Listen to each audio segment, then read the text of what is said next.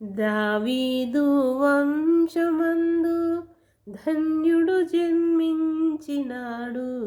దావీదు వంశమందు ధన్యుడు జన్మించినాడు. దేవుడగు యెహోవా మన దిక్కుదేరి చూచినాడు. రక్షకుడు దయించినాడట. మన కొరకు పరమ రక్షకుడు దయించినాడట. హల్లెలూయా, ప్రైజ్ ది లార్డ్. స్నేహితులారా, దావీదు వంశమునందు రక్షకుడు ఉదయించెను అని విన్నాం కదా. ఎందుకు దేవుడు తన ప్రియకుమారుడైన యేసుక్రీస్తును దావీదు వంశమునందు నుండే పంపాలి అని ఎందుకు ఆలోచించాడు? ఎప్పుడైనా ఆలోచించామా?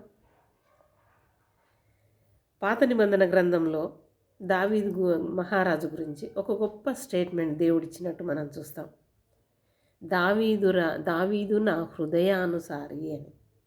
నిజమే స్నేహితులారా, దావీదు మహారాజు జీవితాన్ని ఒకసారి మీరు ధ్యానం చేయండి.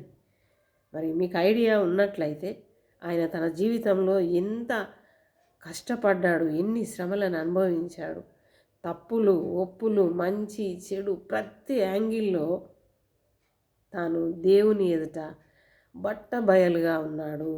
ఎక్కడ కూడా దాచుకొని ఉన్నట్టు మనకు కనబడదు. Very clear. మరి దేవా నేను తప్పు చేశాను అని చాలా చక్కగా ఒప్పుకోవడం మనం చూస్తాం 51వ దావీదు కీర్తనలో. దేవుని బిడ్డలారా, తన యొక్క జీవితంలో జరిగిన ప్రతి యాంగిల్లో తను రాజుగా ఎన్నుకోబడడం నుండి మొదలు చనిపోయేంత మట్టుకు దేవుని చిత్తాన్ని బట్టి జీవించాడు దావీదు మహారాజు. మరి మనం కూడా దేవుని పైన కావలసినంత విశ్వాసం ఉంచుతున్నాం, ఇందులో నో డౌట్. కానీ దేవుని హృదయానుసారంగా మనము నడుచుకుంటున్నామా అది ఆలోచిద్దాం. దేవుని బిడ్డలారా, మనము విశ్వాసం ఉంచుతున్నాం, ప్రార్థిస్తున్నాము, అన్నీ చేస్తున్నాం, కానీ దేవుని హృదయానుసారంగా జీవించడం ఎక్కడనో ఒక దగ్గర మనం పోగొడతాం. నేను కూడా. అయితే దేవుని బిడ్డలారా, దాదాపు దావీదు మహారాజులాగా దేవుని చిత్తానుసారంగా నడుచుకోవడానికి ప్రయత్నం చేద్దామా? మన కుటుంబంలోని కూడా నుండి కూడా దేవుడు ఏదైనా ఒక ఆశ్చర్య కార్యాన్ని జరిగించవచ్చు కదా.